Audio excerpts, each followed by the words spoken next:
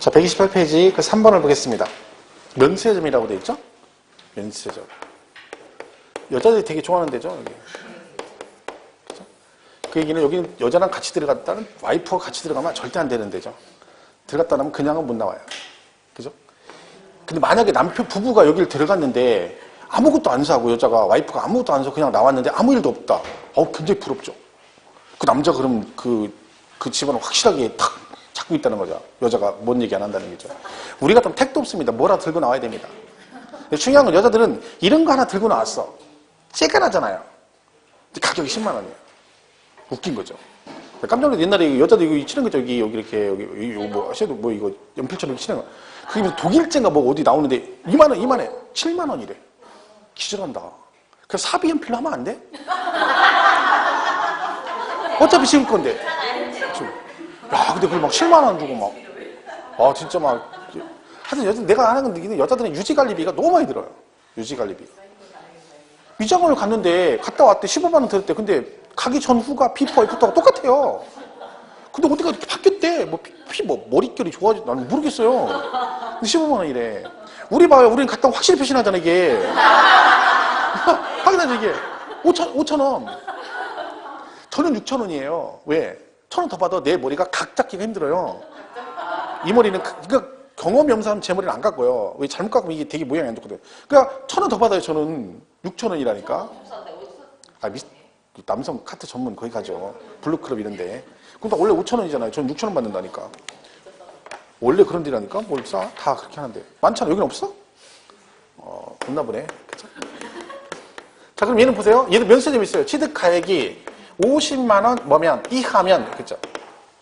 그럼 생각해보세요. 내가 부동산을 취득했는데 50만 원 이하짜리를 사면 면세점을 적용해 취득세 부과를 안 하겠대. 땅을 샀는데 50만 원 이하짜리 땅 샀다는 얘기는 말도 안 되는 얘기죠. 뭐 땅 이만큼 사나? 그죠? 그러니까 거의 유명무실한 제도죠. 물론 있을 수는 있어요. 규정이 뭐. 티코 있다 했죠? 티코? 한번 했죠? 티코. 티코 아시죠? 지금은 없죠. 옛날에 전성기. 지금도 있어요. 중고차 시장 가면. 얘가 옛날 전성기 때는요. 주제가도 있어서 주제가. 티코가 제일 잘 어울리는 색깔이 흰색이었어요. 하얀색 티코, 슈퍼 티코. 그럼 걔는 뒤에 날개가 있어. 날개, 이렇게 날개. 민자가 아니라. 그게 주제가요. 하얀 날개를 휘날리면. 그게 그 주제가요. 슈퍼 티코고. 뭐야? 이게 그러니까? 이게 얼마나 좋은 차인데. 제가 말했죠. 기름 떨어지지 못하는 데서 주유소 앞에 가서 시음호흡 한번 하면 주유소 기름 안 넣고 시음호흡 한번 하면 그 향기에 취해서 20km 간다니까요. 얘가. 뭐 굉장히 좋은 차예요, 이게. 구로모아 가는 길, 니아까 가는 길은 다 가요. 니아까 가는 길은. 그러니까 티코와 니아까의 차이는 니아까는 내가 끄는 거고 티코는 지가 가는 거예요. 딱 그 차이만 있어, 이게. 근데 단점도 있죠. 고속도로 갈 때 큰 차 옆에 지나가면 안 돼요. 차가 밀려, 진짜로. 버스 옆에 지나가면 차가 진짜 밀려요. 그러니까 그때는 몸시내를 막 이렇게 줘요. 몸시내 주든가. 급격한 경사일 때는요, 문 열고 손 짚어야 됩니다. 쇼트 들어갈 때 돌듯이 이렇게 짚어줘서 이렇게 원심력이 이렇게 가야지, 안 그러면 힘든 거예요. 그죠? 이게 좋은 차에 이게, 그죠? 30만 원이면 30만 원이면. 그죠? 30만 원. 그죠? 네, 또 있어. 내가 얘기 몇 가지인데 다 모르는구나. 내가 난 1월 달에 또 얘기해 줄게요. 그죠? 자, 그래서 이런 거는 지금 30만 원에서 사면 좋은 거 사죠. 좋은 거. 그죠? 네. 요게 이제 이런 것들은 해당될 수 있어요. 그래서 50만 원 이하까지는 뭐 한다? 면세점을 적용해서 취득세 부과를 안 한다. 해서 3번의 동그라미 1번이 취득가액이 50만 원 이하면 뭐 한다? 취득세를 부과하지 아니한다. 이렇게 돼 있고요. 4번에 부가세 나오죠. 자, 부가세는 부가세 뜻이 뭐라겠어요? 그 부가가치세를 줄여서 부가세 할 때 그 부가세가 아니라 이런 뭐다? 덧붙여 내는 세금이다. 그죠? 덧붙여 내는 세금이다. 그러니까 취득세를 내고 나서 거기에 덧붙여 내는 세금을 뭐라고 한다? 부가세 그럽니다. 이런 부가세가 두 개가 있어요. 하나는 농어촌 특별세 10% 내는 게 있고 지방교육세 20%가 있습니다. 이렇게 돼 있는데 자, 얘는 왜 두 개냐면 자, 얘는 개정되기 전에 취득세 붙은 거고요. 여긴 등록세 붙은 거예요. 등록세. 그죠? 그 얘네들이 뭐 했다고요? 통폐합이 됐죠. 그러면서 이 등록세 붙은 얘가 따라온 거예요. 그죠? 그게 두 개인 거죠. 그러니까 얘가 예를 들면 얘가 이도령이에요. 이도령. 그럼 얘는 누구요? 춘향이에요. 춘향이. 그러니까 춘향이가 시집을 간 거죠. 이렇게 시집을 갔어요. 그럼 얘는 누구예요? 방자예요. 그럼 얘는 누구야? 향단이. 그러니까 춘향이가 이도령한테 시집을 가면서 이 향단이도 같이 따라와야지. 그 따라온 거야. 근데 둘이는 결혼했잖아요. 그럼 세대주가 누구요? 취득세. 얘가 세대주요. 이도령이. 그 얘는 취득세 이렇게 한 거예요. 세대주로. 얘는 안 나오고. 근데 얘네 둘은 결혼한 게 아니에요. 그렇기 때문에 따로따로 돼 있는 거야. 그래서 부가세가 두 개인 거예요. 얘가 가면서 같이 따라간 거죠. 그래서 요거는 과거 취득세 붙은 거고 이건 과거 등록세 붙은 건데 통폐합이다. 얘가 안 따라오면 이만큼 금액이 줄어들죠.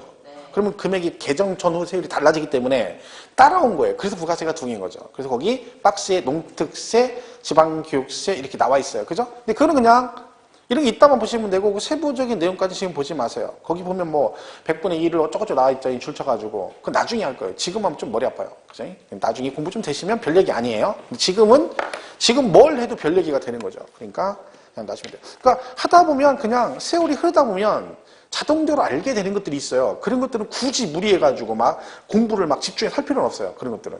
그죠? 하다 보면 알게 되는 것들은. 그죠? 그 외적인 걸 많이 하셔야 되는 거죠.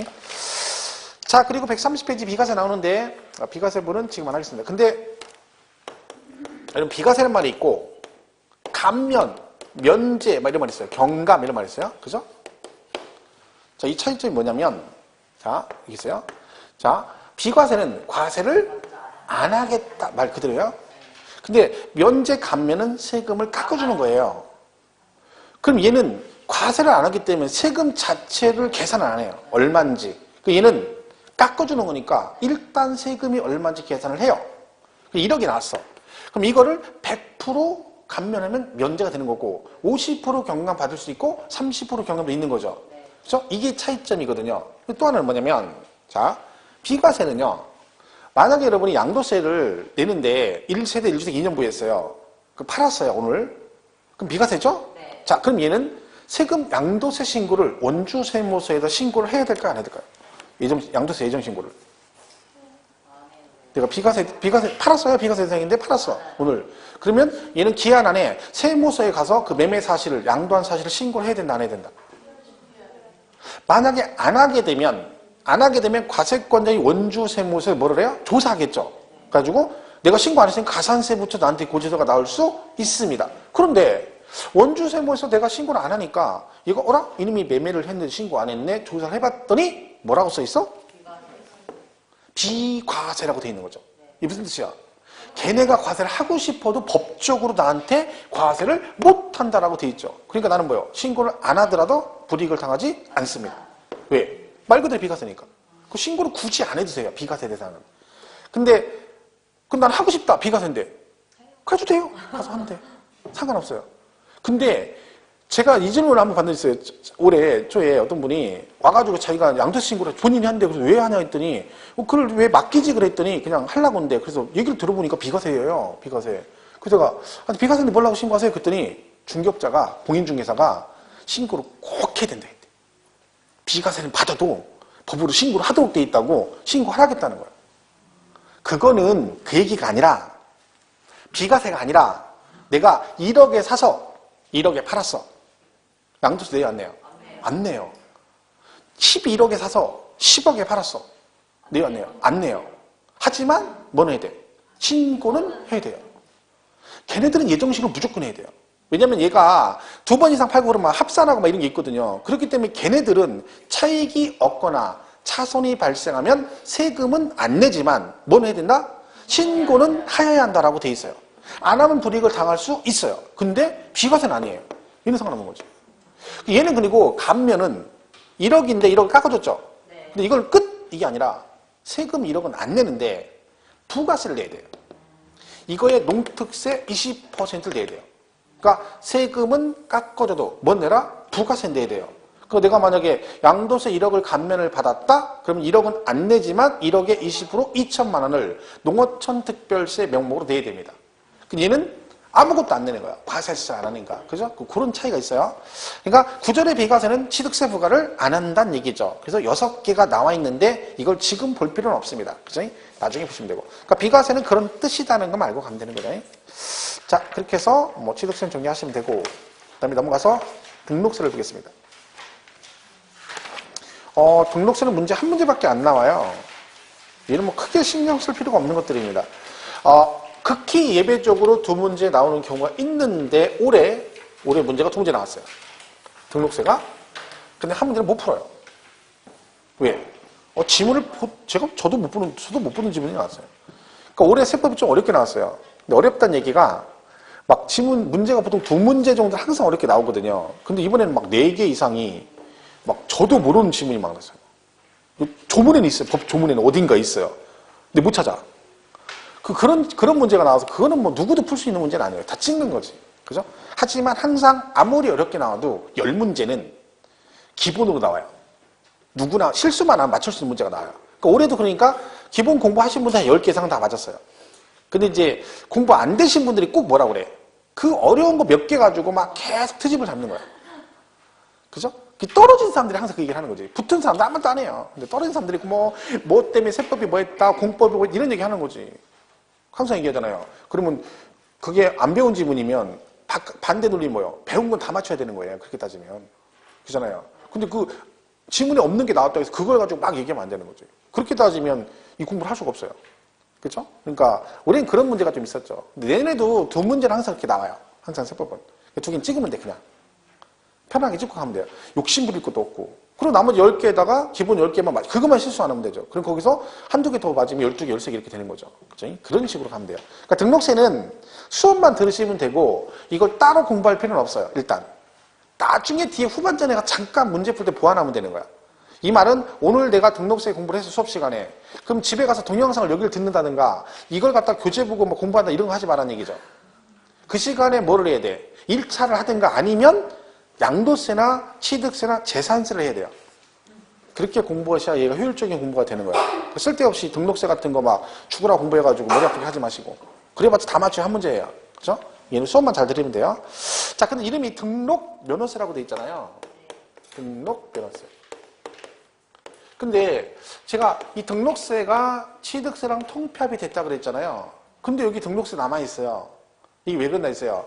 이 등록세가 몽땅 취득세랑 통폐합된 게 아니라 이 중에서 뭐만? 부동산 취득과 관련된 등기만 통폐합이 되고 부동산 취득과 관련이 없는 것들은 여전히 등록세 남아있어요. 예를 들면 전세권 설정 등기는 부동산 취득 관련이 있다 없다? 전세권. 없어요. 취득하는. 없죠. 전세권 내가 집을 사서 가는 게 아니잖아요. 걔네하고 뭐 저당권 설정 이런 것들은 취득과 관련이 없죠. 그럼 걔는 등록세에 남아있고 그리고 면허세라는 게 있었거든요. 이 두 개를 합한 거예요. 그래서 이름이 등록 면허세 이렇게 되는 그런 이름이. 자, 그 얘기입니다. 자, 그래서 1절에 개요가 나와요. 그래서 양가로 1번에 보면 뭐 그런 얘기 있어요. 뭐 등록 면허세는 뭐 등록에 대한 등록 면허세와 면허에 대한 등록 면허세로 구분한다. 등록에 대한 등록 면허세란 재산권과 그 밖의 권리 설정하거나 변경하거나 소멸이 되면 그 변동 사이 생기죠. 그거를 어떻게 해라? 공부에 등기하거나 등록하는 경우에 과세가 되는 거다. 뭐 그런 얘기입니다. 중요한 게 아니고요. 그 다음에 오른쪽 2번에 특징이 나와요. 등록에 대한 등록 면허세 특징. 그래서 동그라미 2번에 뭐라고 되어 있어요? 등록 면허세는 특별시 및 광역시 도에서 부과하는 지방세이며 부동세이다. 자, 근데 그 조심하실 게 그 특별시 광역시하고 가로치고 뭐라고 돼 있어요? 자치구세라고 돼 있죠. 이게 무슨 뜻이다? 얘는 도세 및 구세 그래요. 그러니까 이게 무슨 뜻이야? 도에서는 도세로 들어가지만 어디에서는 특별시 광역시에서는 구세라는 뜻입니다. 그러니까 이 건물이 원주시에 있잖아요. 그럼 이 건물을 담보로 돈을 빌리면 여기다 저당권 설정하잖아요. 그 등록세 내죠? 이건 누가 가져가? 강원도 재정으로 들어가요. 근데 서울특별시 강남구의 건물 담보로 돈을 빌려 등록세를 내면 그건 강남구 재정으로 간다는 뜻입니다. 그러니까 얘가 만약에 특별시 광역시로 가로치고 자치구세라는 말이 없으면 틀린 지문이 되는 거죠. 이게 재작년 시험에 뭐라고 나왔냐면 재작년 시험에 다음 중 특별시세가 아닌 걸 고르시오 이렇게 나왔어요. 특별시세가 아닌 걸 고르시오. 정답 5번에 등록면허세 이렇게 나왔어요. 그럼 얘가 정답이에요. 왜? 얘는 무슨 세가 아니야? 특별시세가 아니죠. 이거 정답에서 총론해서. 그죠? 그게 이제 2번 얘기입니다. 그리고 5번에 얘도 뭐요? 납부 방법이 신고, 납부하는 조세이고요. 그러면요. 등록세를 신고 납부라고 돼 있잖아요. 그러면 등록세는 등기를 하기 전에 낼까요? 하고 나서 낼까요? 세금은 올림픽 정신이었잖아요. 더 빨리, 빨리, 많이니까. 여러분, 등기를 한 다음에 내라고 하면 안 내는 분 있을 거 아니야. 그죠? 돈을 내야 등기를 해줘요. 그러니까 돈을 안 내면 등기를 안 해줘요. 그러니까 세금을 먼저 내고 나서 뭘 해야 돼? 등기소를 가서 등기를 신청하는 거죠. 그럼 등기소는 세금 낸지 확인하고 등기를 해줘요. 그러니까 아무리 늦어도 언제까지는? 등기 등록하기 전까지는 신고 납부를 된다. 등록세는 등기 등록하기 전까지 신고 납부를 하셔야 됩니다. 그죠? 그리고 뭐 나머지 있습니다. 보시면 되고 9번에 보면 여기 있어요. 등록세는 6,000원 미만이면 어떻게 한다? 6,000원을 징수한다. 그러니까 내가 등록세 계산했는데 6,000원 미만으로 나왔어. 그래도 얼마를 내야 돼? 6,000원. 그러니까 기본요금하고 똑같아요. 택시 기본요금하고. 택시 문 열고 엉덩이 딱 붙이면 문 딱 닫으면 2,800원 시작하잖아요. 그러니까 내가 등기하러 가려면 등록세 주머니에 최소 얼마나 있어야 돼? 6,000원 있어야 되는 거예요. 세금을 계산할 때 5,000원 나왔어. 이거 들고 가면 등기 못 한다는 얘기지. 왜? 5,000원 나와도 얼마 내야 돼? 6,000원. 이건 등록세 중요한 특징이에요. 나중에 많이 강조할 거예요. 그치? 넘어가면 148페이지 2절에 과세대상과 납세지라고 되어 있죠. 우리 왜 총론 배울 때 이거 우리가 배운다 했잖아요. 과세대상, 그 다음 뭐 납세의무자, 그 다음에 과세표준, 그 다음에 세율 이렇게 돼 있죠. 이 네 가지 배운다 했잖아요.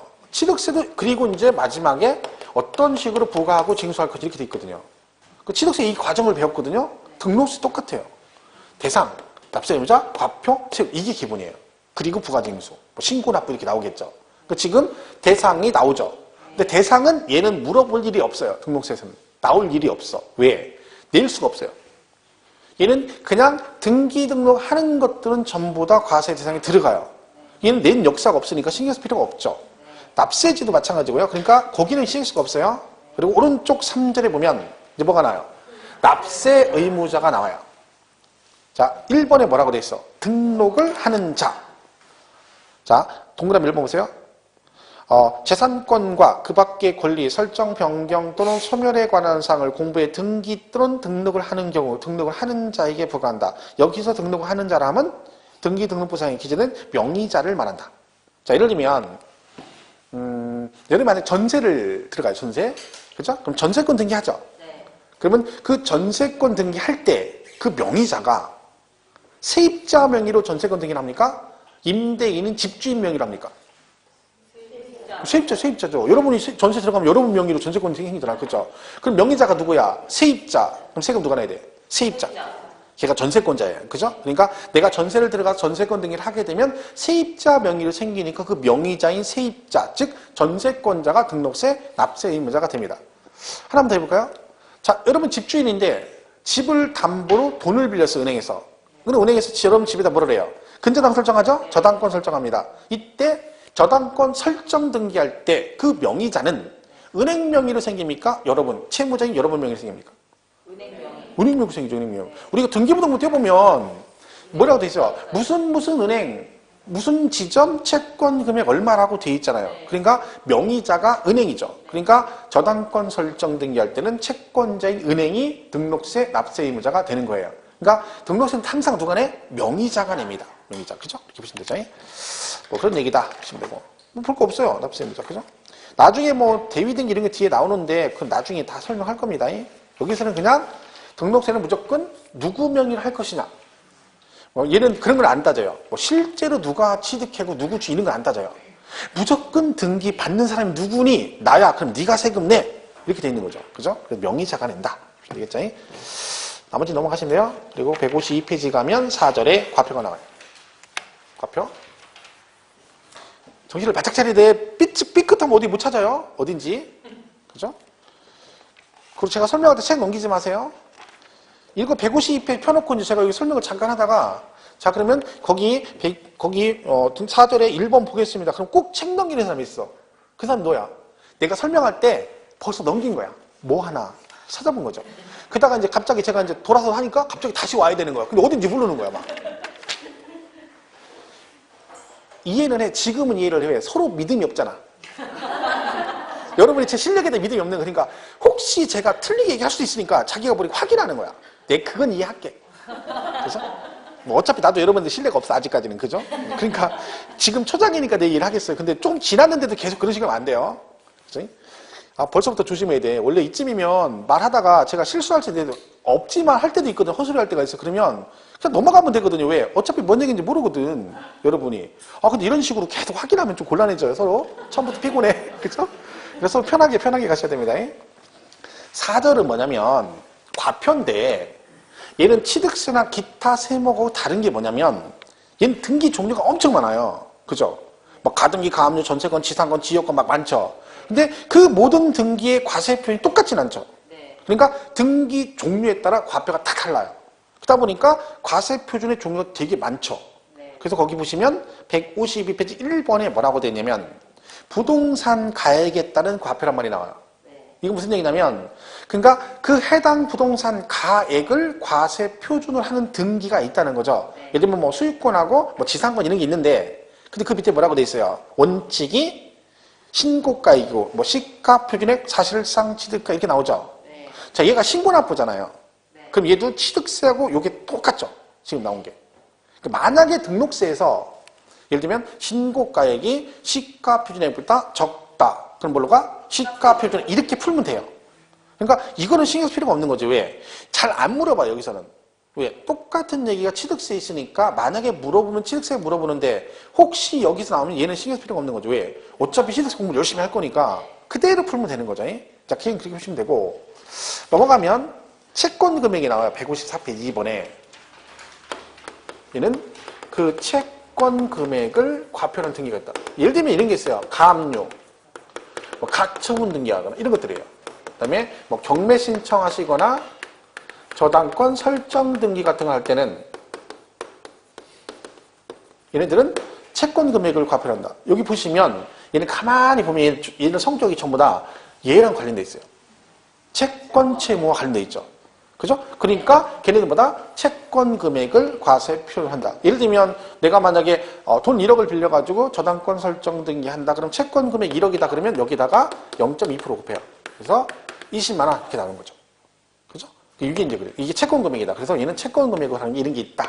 보시면 돼요. 그래서 따로 외우지 마시고 채권 금액이 딱 봤을 때 그냥 성격을 보면 돼요. 아, 얘네들은 전부 다 채권 채무와 관련이 있구나. 그래서 얘네는 채권 금액으로 간다 해서 지금 한 얘기가 그 밑에 참고에 1번에 줄쳐 있네요.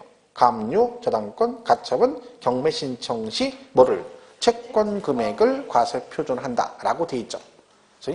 그럼 뭐 기타도 나오죠. 기타 밑에. 예를 들면 전세권 설정 등기는 당연히 과표가 뭐겠어요? 전세 금액이겠죠.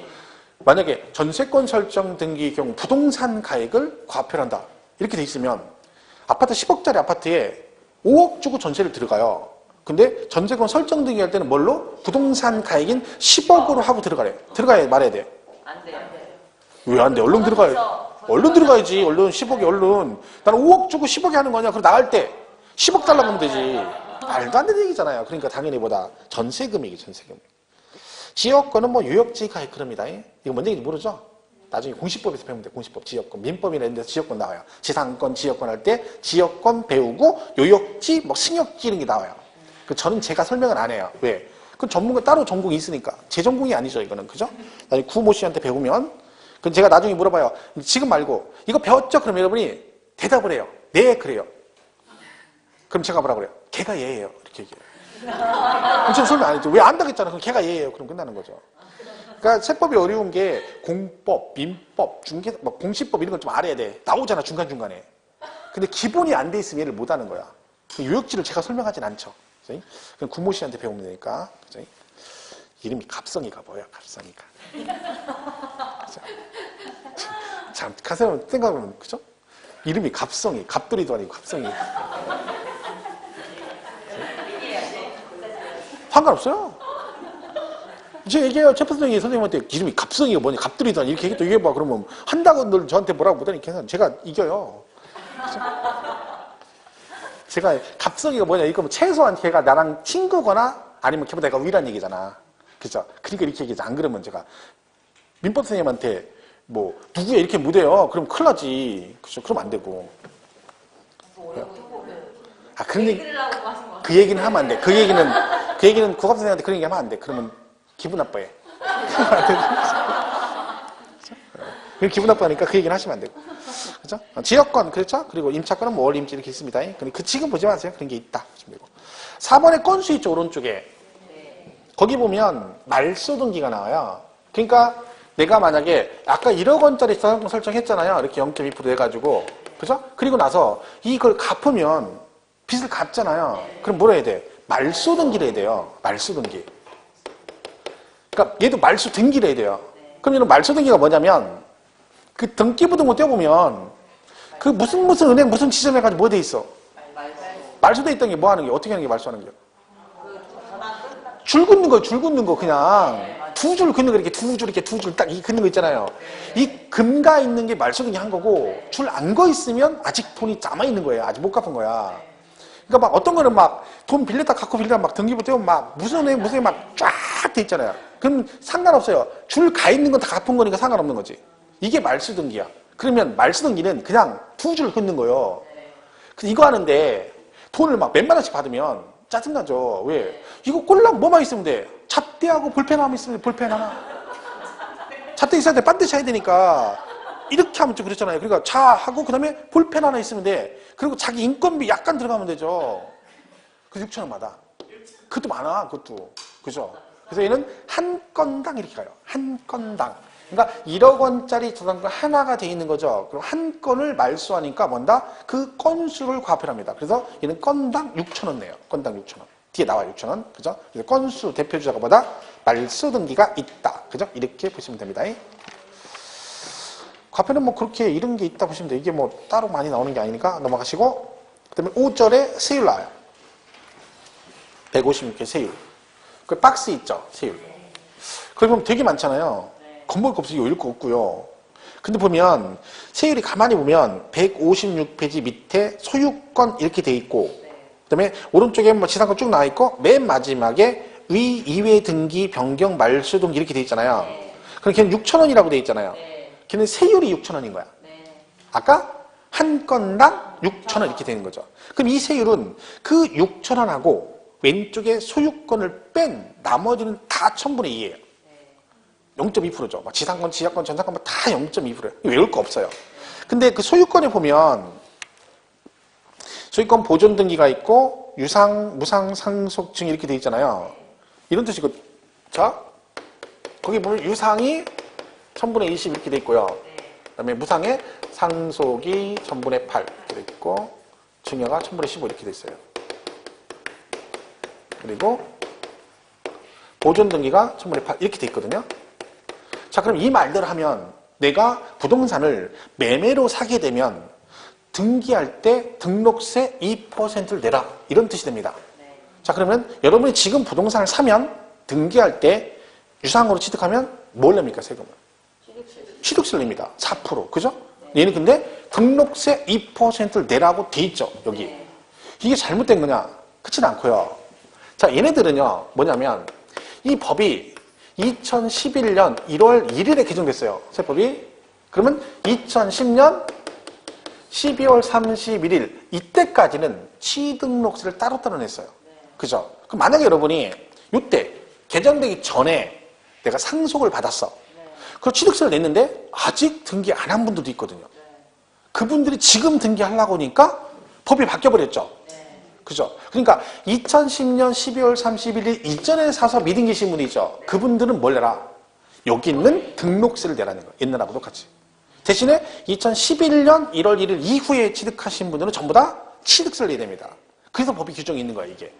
그 전에 취득한 사람들 때문에 그런 거죠. 이걸 없애버리면 그럼 그 사람들은 개정된 걸로 세금을 내라 그러면 이중으로 세금을 내는 거잖아요. 그럼 안 되니까 얘가 있는 거예요, 그게. 그래서 그게 고소유권 얘기고 그 다음에 아까 말씀드린 변경 말소 등기는 건당 6,000원 이렇게 돼 있는 거죠. 나머지가 다 1000분의 2인데 157페이지 그 박스 가운데 있는 거 있죠. 박스 1, 2, 3번 돼 있는 거 있잖아. 거기 3번에 보면 뭐라고 돼 있냐면 등록분, 등록면허세, 소유권 등기는 지금 말씀드린 이거 얘기하는 거예요. 얘네들은 그죠? 얘들은 어떻게 한다? 취득세에서 취득을 원인으로 이루어진 등기 또는 등록을 제외한 등기 즉 2010년 12월 31일 이전에 취득한 미등기 부동산에 대해서 뭐한다? 적용한다라고 돼 있죠. 그러니까 그 경우는 이때 신사람입니다. 그죠? 이거 이전에 취득한 사람들만 이걸 적용한다는 얘기죠. 그리고 11년 1월 1일 이후부터는 현재 우리가 배우는 취득세를 낸다. 이런 뜻입니다. 그런 게 있다. 보시면 되고, 건당 6,000원이다. 그래서 한 건당 6,000원 이렇게 보시면 돼요. 그죠? 세율은 크게 뭐 단독으로 얘는 종합으로 하나밖에 안 나오거든요. 거의. 전체 종합 문제 하나. 그러니까 뭐 특정 파트 뭐 세율만 해서 막 다음 중 등록세 세율에 관한 내용으로 옳은 걸 고르시오. 이런 식으로 안 내요.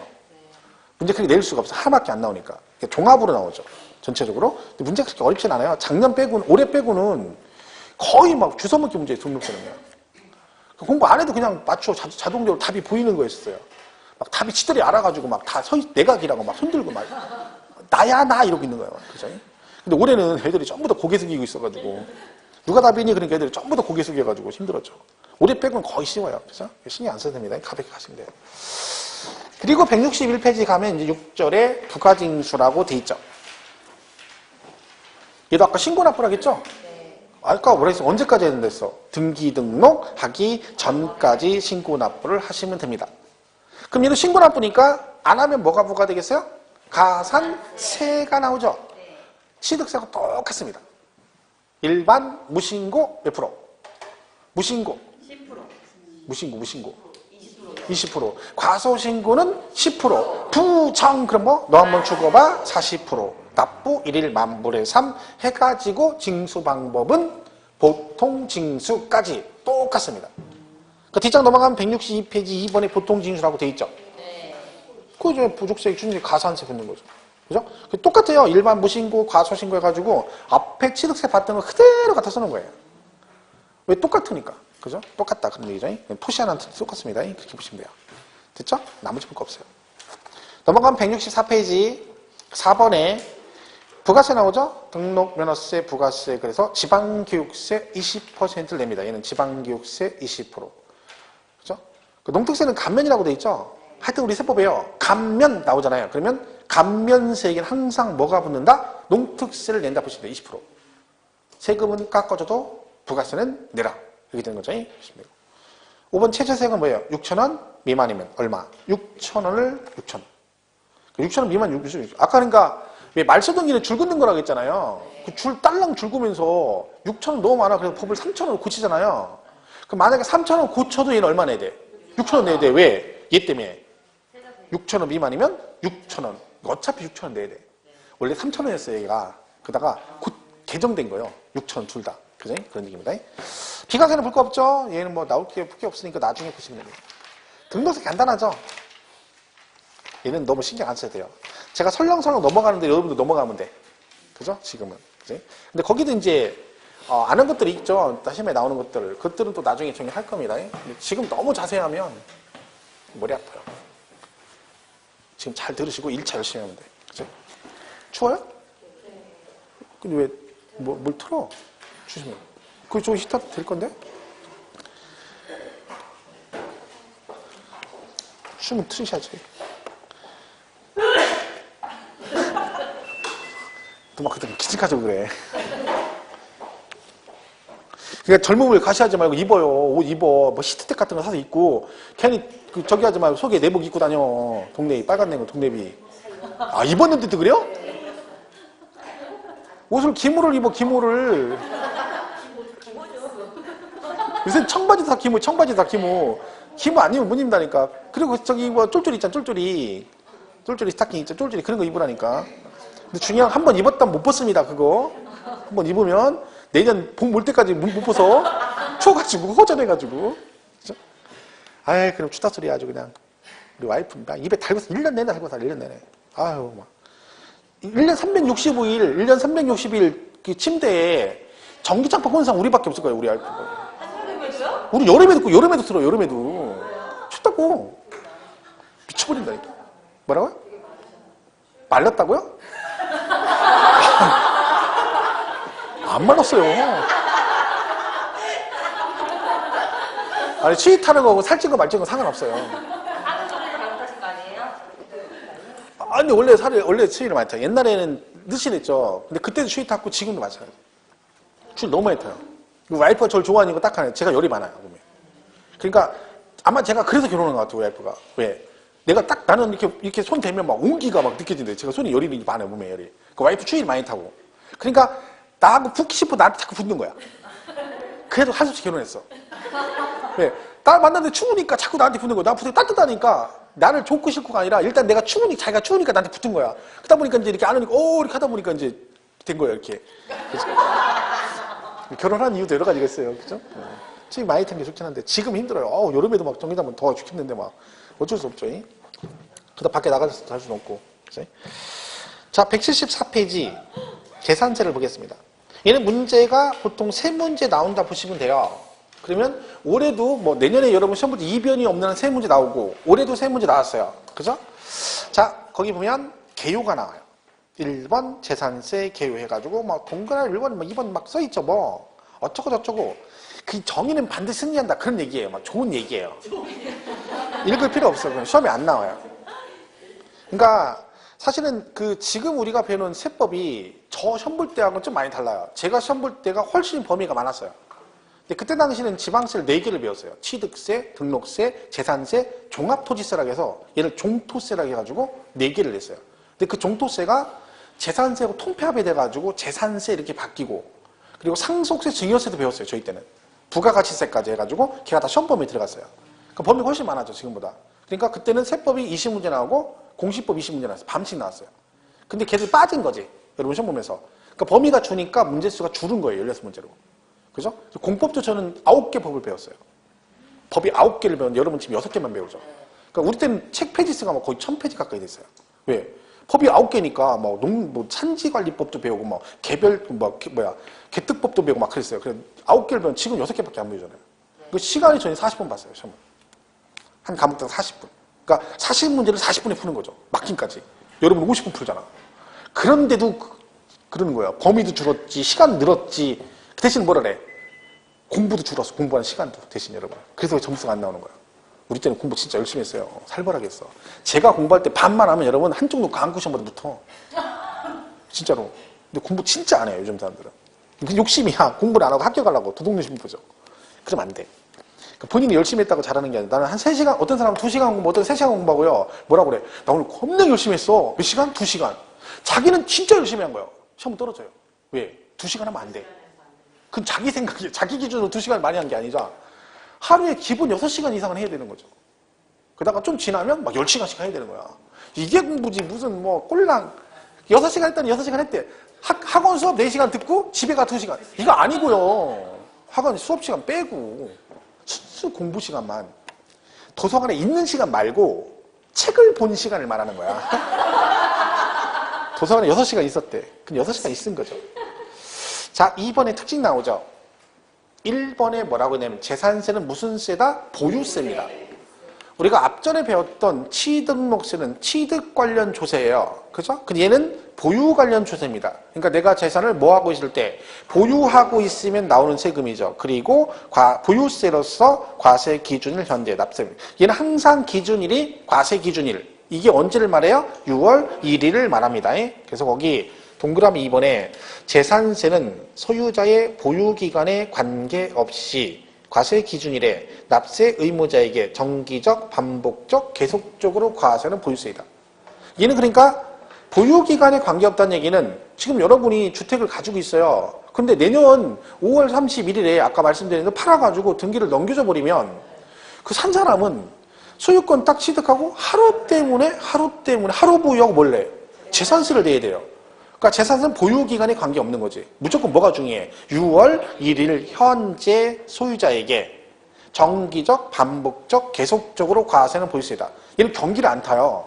재산세는. 왜 경기 안 타죠? 부동산기가 좋건 나쁘건 항상 때 되면 따박따박 내야 돼요. 근데 취득세하고 양도세 경기를 타요. 왜? 경기가 안 좋으면 매매가 안 되죠. 그럼 취득세도 안 내고 양도세도 안 내요. 근데 경기가 안 좋아도 누군가는 가지고 있거든요. 그럼 그때 경기 안 좋을 때 갖고 있는 사람은 뭘 내야 돼요? 재산을 내야 돼요. 내기 싫으면 팔아야 돼요. 근데 안 팔려. 왜? 경기가 안 좋으니까. 그러니까 결국은 얘는 반복적으로 계속 낼 수밖에 없는 거죠. 자, 그런 얘기입니다. 보시면 되고. 그리고 오른쪽 4번에 재산세는 징수 방법이 보통 징수입니다.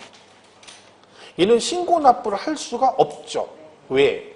거래 금액이 없잖아요. 그죠?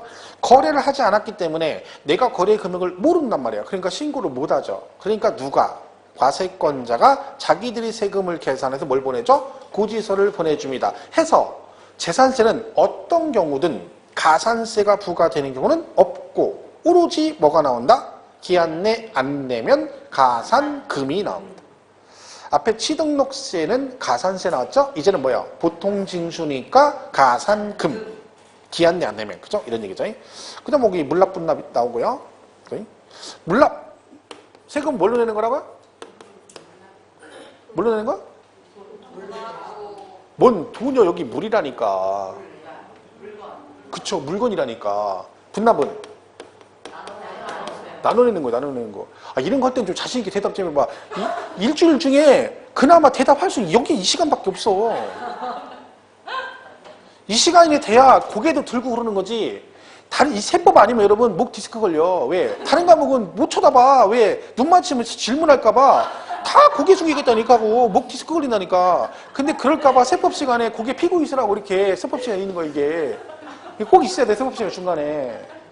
세법 목을 피다가 나중에 꽁 더 되면 나중에 엉덩이 뺀다니까 엉덩이. 이거 안 돼, 이거 안 되니까? 이거밖에 없어, 세법 시간 이거밖에. 나머지는 어림도 없어요. 나머지는 그렇게 앉았다. 그러면 이게 뭐야? 나 안다 이거지. 그럼 바로 그 사람한테 물어보거든요. 그러니까 막 겸손한 거야. 막 절대 얘기 안 해. 이렇게 하면 막 있는 거야. 그러니까 그거 할까봐 허리 다치고 뭐 할까봐 세법 시간 있는 거야. 고개도 쓸고 가끔 대답도 해야지. 왜? 일주일 내내 입 다물고 있어. 수업 내내. 그러면 언어 말을 잃어버려요. 뭘 할지 대답할 거. 그러니까 세법 시간에 물납. 그럼 뭐? 물건으로 내는 거. 분납은 나눠서 내는 거고. 이게 재산세 있는 제도예요. 그죠? 그리고 7번은 뭐 소액징수 면제가 있고 뭐 세부담 상한 제도 같은 게 있습니다. 그러니까 이 뒤에 가면 배우는데 예를 들면 소액징수 면제는 소액은 징수를 안 한다는 얘기고 말 그대로. 세부담 상한은 그런 거죠. 재산세를 내는데 작년에 100만 원 나왔는데 올해 200이 나왔어요. 그럼 2배가 되잖아요. 그러면 세금 부담이 너무 크죠. 그러니까 법으로 한도를 정해놓고 그걸 넘어가면 여기까지만 내라 이렇게 한도를 정해놓은 걸 세부담 상한이라고 그래요. 근데 보통은 이제 전년도 낸 금액 1.5배예요. 100분의 150. 근데 작년에 토지분 재산세가 100이 나왔어요. 올해 200이 나왔어. 그럼 얼마만 내면 돼? 150만 원만 나와요. 걔들이 알아서 돼요. 고지에서 150 해가지고 딱 프로그램이 돼 있어. 그래가지고 그게 딱 넘어가면 자동으로 한도 딱 넘어가잖아요. 그럼 150만 딱 나와요. 그래서 그걸 내면 되는 거야. 그죠? 그럼 내년에만 200 나오면 어떻게 돼? 올해 150 냈잖아요. 그러면 이 150에 1.5배가 되는 거지. 항상 전년도 거 1.5배니까. 그죠? 그럼 내년에는 150에 1.5배면 225만 원이죠. 한도가. 내년 200 나오면 내년 200을 다 내야 되는 거야. 왜? 225만 원이 한도니까 그 밑에 나왔으니까 다 내는 거죠. 그런 식으로 전년도 1.5배, 1.5 이렇게 가는 거죠. 그걸 세부담 상한이라고 해요. 3번의 과세 주체는 얘는 시군구세라겠죠. 그러니까 과세 주체가 시군구가 됩니다. 그래서 거기 밑에 박스에 보면 취득세는 특광도, 등록세는 도 및 구, 그죠? 재산세는 시군구라고 돼 있죠. 그죠? 그렇게 보시면 됩니다. 이게 이제 기본 개념이고, 그럼 얘도 똑같이 이제 뭐가 나와요? 아까 4가지 과세 대상, 납세 의무자, 과표, 세율이 또 나오는 거예요. 그 코스가 다 똑같다니까요. 이렇게 해서 과세 대상. 자, 등록세는 대상이 필요가 없는데 얘는 이제 가끔가다 시험에 나옵니다. 재산세는. 근데 딸랑 5개밖에 없어요. 대상이. 쟤는 일단 모든 세목의 과세 대상의 공통사항은 뭐다? 부동산이에요. 우리가 배우는 게 부동산 세법이잖아요. 그러니까 다 뭐랑 관련돼 있어? 부동산. 그러니까 부동산인 토지와 뭐 건축물 그리고 주택이 있습니다. 그리고 선박 항공기 이렇게 돼 있어요. 그래서 이 5가지가 재산세 과세 대상에 들어갑니다. 그러니까 이것만 재산세를 내는 거죠. 그러니까 여기에 해당이 안 되는 것들은 아무리 비싼 걸 가지고 있어도 내지는 않습니다. 예를 들면 뭐 뭉크의 절규 막 그런 거 있잖아요. 그림. 그 옛날에 뭐 한참 뭐 어디야 홍당이 관장하고 막 시끌시끌해서 TV 나왔었죠. 그때 당시 뭐 그게 얼마나 했죠? 200몇? 요번에 다빈치인가 누가 그린 예수님 그 초상화 경매 얼마 냈죠? 낙찰? 5천억. 낙찰이 5천억이 됐어. 그 경매했는데. 예수님 그림, 예수님 그 초상화인데. 그걸 다빈치가 그랬대. 뭐 다빈치가도 그랬대. 근데 그게 뭐 진위 여부도 막 시끌시끌합니다. 근데 낙찰이 보통 1,000억 정도 예상했는데 낙찰금 5천억이에요. 5천억. 그림 하나가 5천억. 야, 기절하는 거죠. 기절하는 거죠. 근데 재수 좋은 사람 많아요. 어떤 사람은 이렇게 시골에 있는 중고 물품 하는데 거기서 그냥 그 그림 하나 쭉 찾는데 그게 뭐 누구 그림? 뭐 누구 그림이래. 그래가지고 뭐 몇백억? 뭐 이런 도 있어요. 어떤 사람은 집에다가 벽에 그림 이렇게 붙어 있는 거야. 한참 오랫동안. 그러니까 거실에 붙여놓은 건 식구들이. 그러다가 어느 봤더니 걔가 또 누구 그림이야? 뭐 다빈치 그림이 또 해가지고 보여줬던 그게 뭐 몇백억. 재수가 좋아도 그렇게 좋아. 옛날에 그거 보셨어요? 뭐지, TV, 감정하는 거 있잖아, 감정. 그 사람이 뭐가, 개밥그릇 갖고 왔지, 개밥그릇? 개 밥 주던 걸 갖다 들고 나오는 걔가 고려청자야. 그 진짜로. 그래도 국부급이래. 근데 그걸 집에서 밥그릇을 쓴 거예요. 그러다가, 그렇게 TV 보다 보니까, 자꾸 보니까, 저게 뭐 같으니까, 뺏어가지고 닦아서 갖고 오는 거예요. 근데 걔가 고려청자래. 야, 재수가 좋아도 그렇게 좋아. 개밥그릇 들고 가는 개가 아주 비싼 밥 먹는 거죠. 자, 그래서 요 5개가 대상입니다. 그럼 주가 되는 건 얘예요. 얘네 둘은 제목만 알면 돼요. 그러니까 선박 항공기를 잘 물어보진 않아요. 왜? 얘는 부동산이 아니잖아. 그러니까 주가 되는 건 뭐예요? 토지, 건축물, 주택인데 이 중에 진짜 중요한 건 얘예요. 그러니까 얘가 제일 중요해요. 그러니까 거의 주택이 지금 기본이 된다 볼 수 있어요. 그래서 해서 뒤에 넘어가면 176페이지에 1번에 토지, 건축물, 그 다음에 주택, 선박, 항공기 이렇게 나오죠. 그 5가지가 뭐다? 재산세, 과세 대상에 들어갑니다. 그래서 토지는 뭔 토지를 말하고 건축물 이렇게 나와 있죠. 그럼 여기서 제일 기본이 뭐냐면 이거예요. 이렇게 여기 상가가 있고 일반 건축물이 있어요. 이쪽에 뭐가 있어? 주택이 있어요. 얘는 주택. 그렇죠. 그러면 얘를 뭐라고 하냐면 건축물. 얘가 뭐예요? 토지. 얘도 건축물, 얘는 토지예요. 그렇죠. 자, 근데 우리 세법에서 잘 기억하실 게, 자, 만약에 상가를 갖고 계시잖아요, 여러분이 혹시. 그럼 재산세가 어떻게 나오냐면 이 건축물하고 토지가 따로따로 나와요. 그러니까 내가 상가를 갖고 있으면 세금이 2번 나와요. 7월 달에 건축물분이 나오고 9월 달에 토지분이 나와요. 어떤 분은 내가 상가 처음 내리신 분들은 아니 나는 토지는 안 갖고 있고 상가 하나 가지고 있는데 7월 달에 재산세 냈는데 9월에 또 나오니까 뭐라는 겨? 전화해가지고 야, 난 땅 가진 게 없는데 왜 7월에 세금 내는데 너 왜 또 세금 내라는 겨? 이거예요. 건물 따로 토지 따로 세금을 따로따로 계산해요. 그래가지고 7월 9월에 나눠 나와요. 근데 얘는 자, 우리가 머리를 딱 기억해야 돼요. 주택 그러면 건물만 얘기하는 게 아니라 무엇도 포함한다? 예, 부속 토지를 포함해서 주택이라고 그래요. 세법상. 그러니까 얘는 세금을 과세할 때 얘네들처럼 건물과 토지를 따로따로 과세하지 않고 이 2개를 합한 과표, 합해서 한꺼번에 항상 세금을 계산합니다. 그러니까 머릿속에 딱 박혀 있어야 돼요. 뭐가? 주택은 어떤 경우든 토지와 건축물을 따로따로 과세한다, 안 한다? 안 한다. 그럼 항상 어떻게 한다는 거예요?